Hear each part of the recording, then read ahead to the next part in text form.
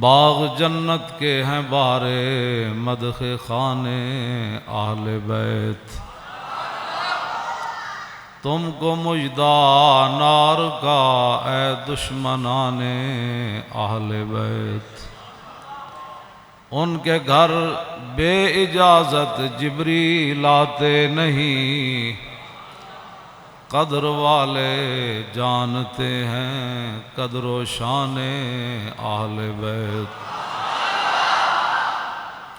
اے شباب فصل گل یہ چل گئی کیسی ہوا، کٹ رہا ہے لہلہاتا بوستان اہل بیت۔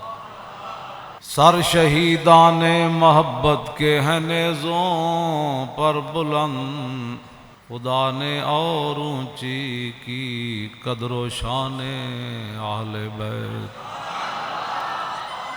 زخم کھانے کو تو آب تیغ پینے کو دیا، زخم کھانے کو تو آب تیغ پینے کو دیا، خوب دعوت کی بلا کر دشمنان اہل بیت، خوب دعوت کی بلا کر دشمنان اہل بیت۔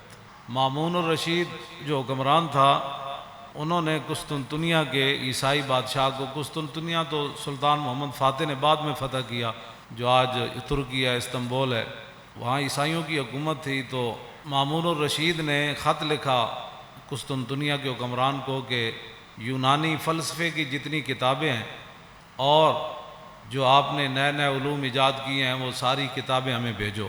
اس وقت تو مسلمانوں کا ہی آرڈر چلتا تھا۔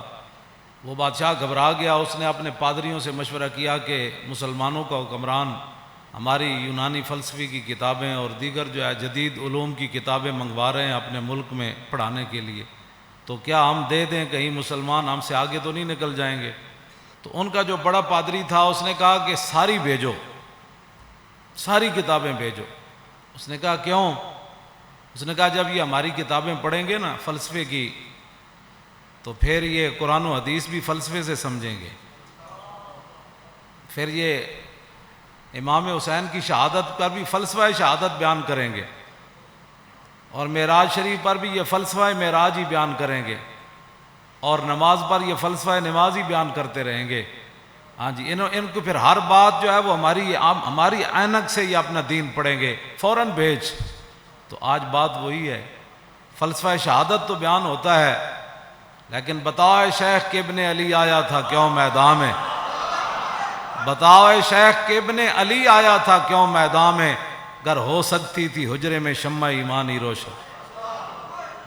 فلسفہ شہادت، ساری فلسفہ شہادت۔ تو اس کی بات، اس پادری کی بات کتنی عجیب تھی کہ بھیجو بھیجو، یہ جب قرآن بھی پڑھیں گے تو پھر فلسفہ قرآن ہی بیان کریں گے، فلسفہ حدیث ہی بیان کریں گے، انہوں نے اور کوئی بات نہیں کرنی۔ اس کی وہ دور رس نگاہیں اس پادری کی دیکھ رہی تھی۔ آج مسلمان نماز بھی پڑھتا ہے تو فلسفے کے تحت پڑھتا ہے، یہ نہیں کہ میرے رب کا کوئی آرڈر ہے، کہتا ہے ہو سکتا ہے جو کام رکا ہوا ہے وہ کام ہو جائے، ہو سکتا ہے ویزا لگ جائے، ہو سکتا ہے بیماری سے شفا مل جائے، ہاں، اور یہ فلسفے کے طور پر سارے کام کرتے ہیں۔ تو اس واسطے اگلا جو شعر ہے نا، اس سے پہلے میں نے یہ بات اس لیے بیان کی تھی، آپ ذرا سوچیں کہ ہوا کیا کربلا میں۔ اپنا سودا بیچ کر بازار سونا کر گئے، عن عقبۃ بن ابی العزیر ان الحسین خطب اصحابہ واصحاب الحر بالبیدۃ۔ عقبہ بن ابی العزیر یہ کہتے ہیں کہ مقام بیدہ پر حضرت امام علی مقام امام حسین نے خطبہ دیا، اپنے ساتھیوں کو بھی، اور حر جو یزیدی فوج کے سپاہ، بعد میں پھر امام علی مقام کے ساتھ بھی آ گئے، پھر حضرت حر بن گئے۔ آپ نے خطبہ دیا مقام بیدہ پر، فرمایا فحمد اللہ واسنا علیہ، اللہ کی تعریف بیان کی، پھر اس کی توصیف بیان کی۔ فقال ایھا الناس ان رسول اللہ صلی اللہ تعالیٰ علیہ وسلم قال، فرمایا میں نے اپنے نانا جان کو فرماتے ہوئے سنا، مر رہا منکم سلطانا جائرا، کہ تم میں سے کوئی آدمی ظالم بادشاہ کا زمانہ پائے، یہاں تو ظالم کہنا بھی کہتے ہیں جی آپ نے ظالم کہہ دیا. مرّا منکم سلطانا جائرا، تم میں سے کوئی آدمی ایسے بادشاہ کا زمانہ پائے جائر، جو ظالم بادشاہ ہو، مستحلا لحرم اللہ، جو اللہ تعالیٰ کی حرام کردہ چیزوں کو حلال کر رہا ہو، ناقصا لعہد اللہ، وہ اللہ کے ساتھ عہد و پیمان کر کے پھر اس کو توڑ رہا ہو. کلمہ پڑھنے کے بعد تو پھر نگاہ اور بندے کا رخ اور بندے کی ساری باتیں پھر ادھر ہی ہونی چاہیے نا. لو جی، مرّا منکم سلطانا، اے مولا حسین دا خطبہ ہے. مرّا منکم سلطانا جائرا مستحلا لحرم اللہ ناقصا لعہد اللہ مخالفا لسنت رسول اللہ، اور یعمل فی عباد اللہ بالاسم والعدوان. فرمایا رسول اللہ نے، میرے نانا جان نے فرمایا، جو ظالم بادشاہ کو دیکھے اللہ تعالیٰ کی حرام کردہ چیزوں کو حلال کرے اور اللہ کے ساتھ عہد و پیمان، کلمہ پڑھنے کے بعد بندے کی مرضی مک جاتی ہے، فرمایا اللہ کے ساتھ عہد و پیمان وہ توڑ دے، رسول اللہ کی سنت کی مخالفت کرے، یعمل فی عباد اللہ بالاسم والعدوان، اور قوم کے اندر برائیاں اور قوم کے اندر گناہ اس کا رواج دے، بجائے اس کے قوم کے اندر برائیاں اور گناہ کو ختم کرے. نہیں، یعمل فی عباد اللہ بالاسم والعدوان، وہاں سرکشی اور ظلم و ستم اور گناہ کو رواج دے. فلم یغیر علیہ بقول ولا فعل وکان حقا علی اللہ ان یدخلہ مدخلا. مولا حسین فرمانے لگے کہ پھر میرے نانا جان نے کیا فرمایا، ان حالات کو دیکھ کر کوئی بندہ اپنی زبان سے اور اپنے ہاتھ سے اس ظالم کا ہاتھ نہیں پکڑتا تو اللہ رب العالمین قیامت والے دن جس جگہ اس ظالم کو داخل کرے گا نا، وہ تماشا دیکھنے والے کو بھی داخل کر دے. ہمیں بھی بہت سارے لوگ مخلصانہ مشورہ دیتے ہیں، آپ کو کیا پڑی ہے، اس معذوری کی حالت میں آپ جیلیں کاٹتے ہیں، یہ کرتے ہیں، وہ کرتے ہیں، جی یہی بات ہے، کیا پڑی ہے آپ کو. دیکھیں بڑے بڑے لوگ، بڑے بڑے متقی پرہیزگار اپنے آستانوں پر بیٹھے ہیں، اور بڑے بڑے شیوخ حدیثیں پڑھا رہے ہیں، اور بڑے بڑے مدارس چل رہے ہیں. آپ کو کیا مصیبت پڑی ہے؟ کیوں جی، جو چیز مولا حسین کو لے کر کربلا میں گئی نا، وہی چیز خادم حسین کو بھی پریشان کرتی ہے. آگے آپ نے کیا فرمایا، الا ان ہؤلاء قد لزموا طاعۃ الشیطان وترکوا طاعۃ الرحمن واظہروا الفساد وعطلوا الحدود واستاثروا بالفیء وانا احق بالغیر. آپ نے فرمایا دیکھتے نہیں یزید نے کیا کام شروع کر دیا، قد لزموا طاعۃ الشیطان، یہ سارے کے سارے شیطان کے اطاعت گزار بن گئے، وترکوا طاعۃ الرحمن، اللہ کی اطاعت انہوں نے چھوڑ دی، واظہروا الفساد، ہر جگہ انہوں نے دنگا و فساد برپا کر دیا، وعطلوا الحدود، اور اللہ تعالیٰ کے احکام اور اس کی حدود کو معطل کر دیا، واستاثروا بالفیء، اور قومی خزانہ لوٹ کر کھا رہے ہیں. یہ امام حسین نے پھر آگے پہلے یہ بات فرمائی، پھر آپ نے فرمایا حسین مقابلے میں کیوں آیا، چشم گریاں، مزرعے اور گلا کٹ کر نمازے، اور شمر کا خنجر گلوئے خشک پر چلتا رہا، اور بزم حق روشن رہی اور حق کا دیا جلتا رہا. اے امام علی مقام فرمایا وانا حق بالغیر، فرمایا حسین سب سے زیادہ حق رکھتا ہے کہ یزید کے مقابلے میں آئے.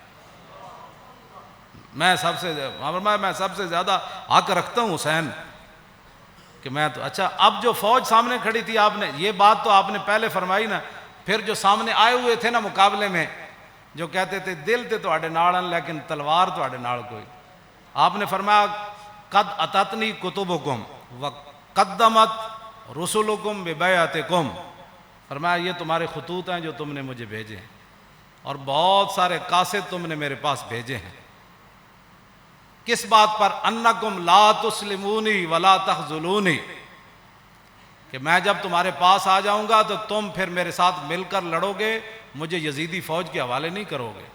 یہ تمہارے خطوط ہیں میرے پاس، انکم لا تسلمون ولا، اور تم میرے اوپر حملہ کے وقت خاموش نہیں بیٹھے رہو گے، یہ تم نے لکھا ہوا ہے اس میں.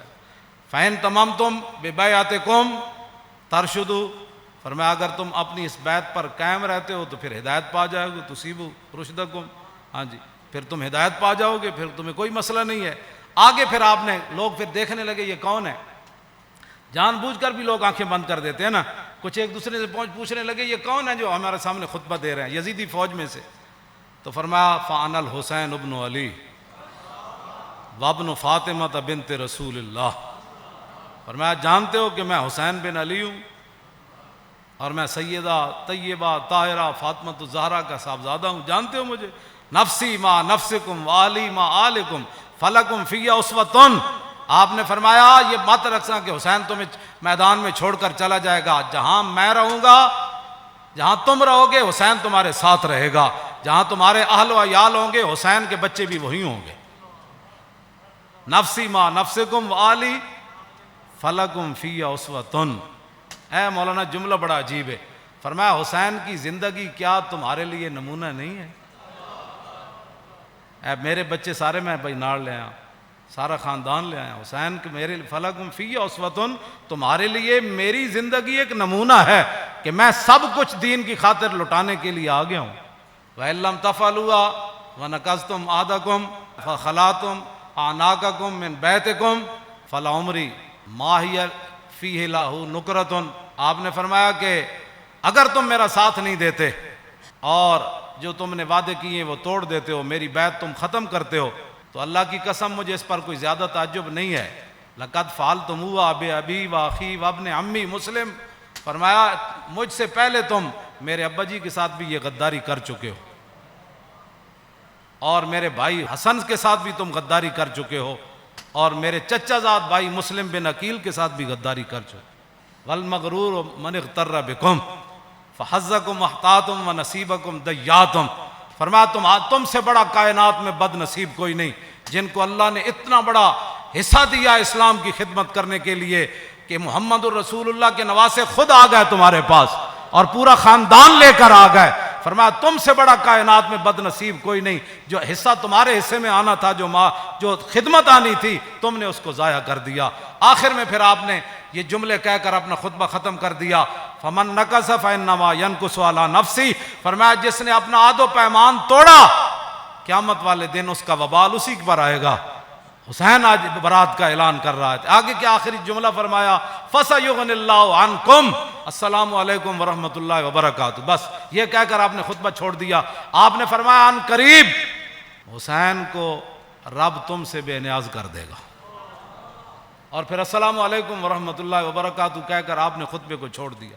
مزید ویڈیوز اور اپڈیٹس کے لیے یوٹیوب پر علامہ Khadim Hussain Rizvi official channel subscribe کریں اور بیل آئیکن پر بھی کلک کریں.